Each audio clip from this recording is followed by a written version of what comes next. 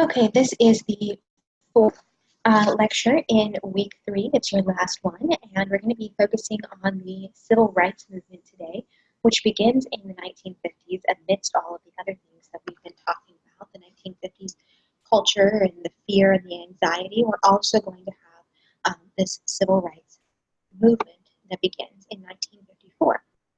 You have 3 identifications for this lecture, so make note of those. We'll get started here with the first steps toward this civil rights movement. The civil rights movement begins in the 1950s, and what it's going to really do is set the stage for all of the individual rights movements that are going to dominate American culture throughout the 1960s. When we think of the 1960s, we think of individualism, rebellion, uh, fighting for individual rights, a liberation of sorts. And it starts here with the civil rights movement. So if you remember, we talked about Plessy v. Ferguson back in 1896 as the court case that really cemented the Jim Crow laws in the South. That was a couple of weeks ago now, and we haven't focused as much on race since that time. But take a minute to remind yourself, if you need to, about what that case did. It basically said that the South could segregate black and white Americans as long as they were equal, because all the law required was equality. Now, of course, the laws, or excuse me, Jim Crow is not equal. It's not separate but equal. It is just separate. And black Americans in the South under Jim Crow have been suffering for decades now with poor education systems because of lack of funding, poor health care because of lack of funding, poor public services, poor housing, everything across the board has been in deterioration for black Americans in the South. And continually, black Americans have tried to bring this issue before the United States Supreme Court again to get them to overrule this separate but equal philosophy that they hand down in Plessy v. Ferguson. But those cases are not successful until 1954 with Brown v. Board of Education of Topeka, Kansas, which you can just refer to as Brown v. Board or even Brown. But it's a court case that gets taken all the way to the Supreme Court. It's about whether or not a young black girl can go to a white school. Now, normally, the Supreme Court has dismissed these cases based on precedent, meaning we've already decided this, we're not going to hear another case about it. But in 1954, they agree to hear this case, and it has a lot to do with the Cold War. We feel as though the eye of the world is upon us in the 1950s. Everybody's looking to see who's going to win the cultural competition between the United States and the Soviet Union. And it's getting embarrassing for us to have these continued accusations of racism and suppression within our own country when we are the ones who are saying Russia's oppressive, Russia doesn't promote equality, and yet we still have Jim Crow. And so the Cold War situation pressures the Supreme Court into rehearing this case. And when they rehear the case, they make a different ruling. They rule that in the field of public education, the doctrine of separate but equal has no place. This is the first step toward overturning Plessy v. Ferguson.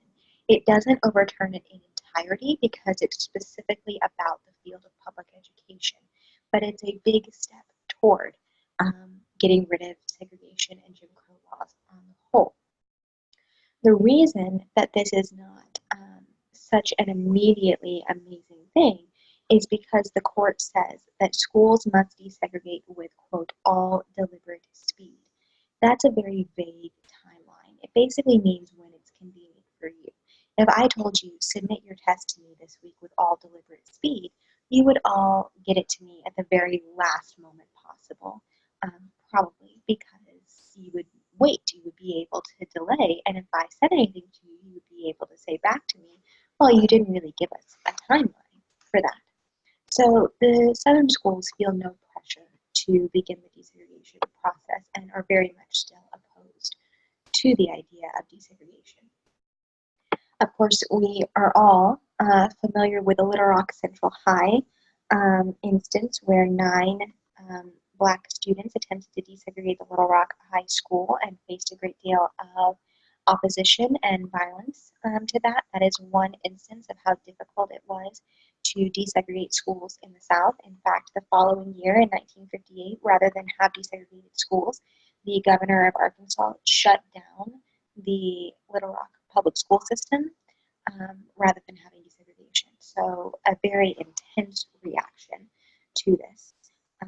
That we also have the development of the White Citizens Council, which were businessmen and professionals who used their power and standing in society to economically intimidate Black families who attempted to engage in desegregation. So if you were a Black family and you tried to send your child to a previously white school, you might get fired, you might get sued for something, or even something like you might have your utility bill raised, which might sound somewhat insignificant, but imagine you're paying your own bills. You're used to paying, say, at that time, $50 a month for utilities, and all of a sudden you get your next month's bill and it's more like $500 a month, and you don't have the money to pay that. You just don't.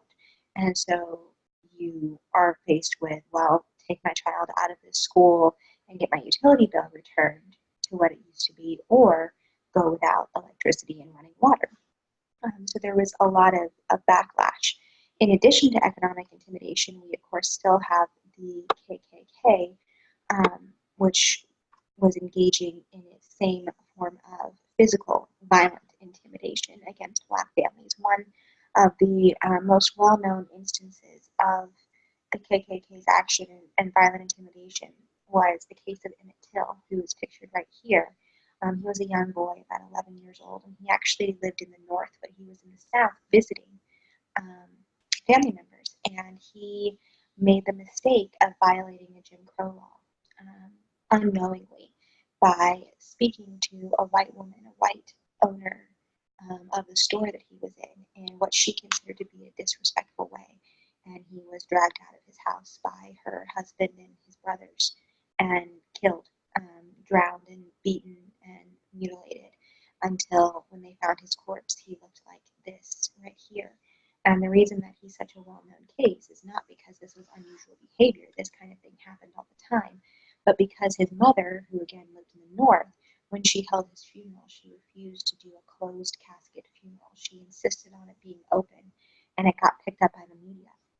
And because TVs at this point in the early 1950s are much more prevalent, it was shown all over the country in everybody's households, and people were furious about what had happened to this 11-year-old boy. And so it really stirs up a lot of support for the growing civil rights movement. One of the first instances of the civil rights movement is the Montgomery bus boycott, which begins in 1955 and lasts until 1956. And it's in Montgomery, Alabama, where the transportation system is deeply segregated. Black passengers have to ride on the back of the bus, white passengers ride in the front of the bus. And of course, we all know Rosa Parks, who is the woman who is famous for refusing to give up her seat to a white passenger on a bus and kicking off this Montgomery bus boycott. We often think of her as she is pictured here. This is a picture of her many, many years after the bus boycott. But we usually hear of her as the older woman who was tired after a long day of work and just refused, decided in the moment, you know what, no, I'm not doing this anymore. And that's a nice story. But in actuality, the day that Rosa Parks was arrested, this was what she looked like. She was a younger woman in her 30s. She had been an activist for many, many years. She was the secretary of the NAACP in the Montgomery area. And the NAACP had been planning this action for quite some time and had tried on multiple occasions to have somebody be arrested for this behavior so they could take the case to the Supreme Court. And Rosa Parks very deliberately was on that bus that day, waiting to refuse to give her seat to a white passenger. And so it's a little bit of a different story in actuality than what we know of Rosa Parks. We've developed this sort of alternative version of her, but I think the real version is much more meaningful. She was an activist who was there to support a cause, and her actions, when she's arrested, will spiral into this bus boycott. The night she's arrested, activists in Montgomery will form the Montgomery Improvement Association, and they will appoint Martin Luther King Jr. as the leader of that association. That's really his first step into activism. And they will initiate a bus boycott that lasts for 381 days and completely breaks the economic system of Montgomery that relies on those fares that people pay to ride the bus. And so Black citizens would walk everywhere they had to go. So they tried to start up taxi services amongst themselves, but those were shut down by the city. And so it was a very difficult experience for these Black citizens in Montgomery to go over a year without riding public transportation, particularly when many of them did not have cars. But it is successful. In November of 1956, a combination of the pressure that the bus boycott is placing on the city and Rosa Parks' case, these things work together, and the Supreme Court declares that segregated transportation is unconstitutional, and this is another step toward overturning Plessy v. Ferguson. That would be the significance of the Montgomery bus boycott. Students are very active in the civil rights movement. In fact, many of the activists are college age, and they form a couple of different organizations. One is the Student Nonviolent Coordinating Committee, which we abbreviate as SNCC and pronounce SNCC. And they were most famous for their sit-ins, which you can see pictured here. These sit-ins were events where activists would get together and they would go into a restaurant that did not serve Black people, and they would sit at the lunch counter. And when they sat at the lunch counter, they would ask to be served, and they would be refused. And they would sit there, taking up seats, costing the business money until they were served, or more often until they were dragged out by the other customers, beaten and arrested for breaking the law. This was a very effective way of protesting because it created so much attention. Another organization was the Congress of Racial Equality, also known as CORE, which was responsible for the Freedom Rides in 1961, where people would board buses, white and Black activists together would board buses in a desegregated fashion and ride through the country, talking about and raising awareness for desegregation.